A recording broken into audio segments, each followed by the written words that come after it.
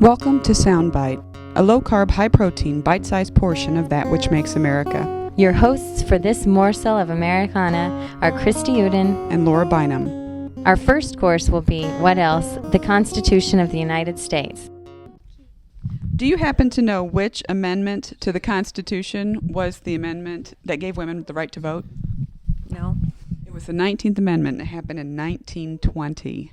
This constitutional amendment was first introduced to Congress in 1878 and came up before Congress 8 times before finally passing. It is the only time in the Constitution that women's rights, any of them, are specifically elucidated. Have you ever been discriminated at work, do you think? No, but I don't think women make as much money as men doing the same thing. I know, actually, that it is. There was like a statistic in here. It said that women make 70 cents to the dollar. What a man makes, 30% less than what a man makes. Do you think that it's important that we add an amendment to the Constitution that clarifies that women should be given equal pay, equal treatment, equal demands job-wise? Absolutely. Do you think that's the way it is now? Oh, it isn't now. It's obvious. And do you know what the Equal Rights Amendment proposed? Not specifically. The Equal Rights Amendment says in Section 1, equality of rights under the law shall not be denied or abridged by the United States or by any state on account of sex. In the Section 2, the Congress shall have the power to enforce by appropriate legislation the provisions of this article. In Section 3, this amendment shall take effect 2 years after the date of ratification. The Equal Rights Amendment was written by Alice Paul, founder of the National Women's Party. Between 1923 and 1972, this amendment was introduced to every session of Congress until, in 1972, it passed the floor vote, and then it was sent to the states for ratification. It needed 38 states' approval before being able to be added to the Constitution, and got only 35 within the 8-year period it was allotted. To date, it has not yet passed. There are reasons too numerous to list as to the why behind this amendment, so we'll pare it down to 2.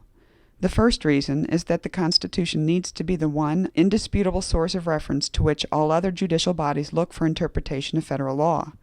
As it currently stands, incidences involving sexual discrimination, unequal pay, and all other gender-related forms of prejudice are being interpreted on a case-by-case basis, some that further our cause and some that set it back, none of which have the authority of a federal amendment.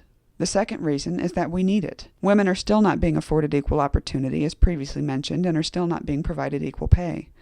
During the 107th Congress, convened between 2001 and 2002, Senator Edward Kennedy and Representative Carolyn Maloney introduced bills that provided an open door for the ERA to go back to the states for their approval, this time without any imposed time limit. For information on how you can get involved, see www.equalrightsamendment.org. We leave you with a little something to cleanse your palate, a thought regarding the definition of prejudice. We look back on historical events that put a temporary face on prejudice and are appalled and bewildered as to how such an enlightened and blessed country could have ever tolerated such blatantly wrong things to happen.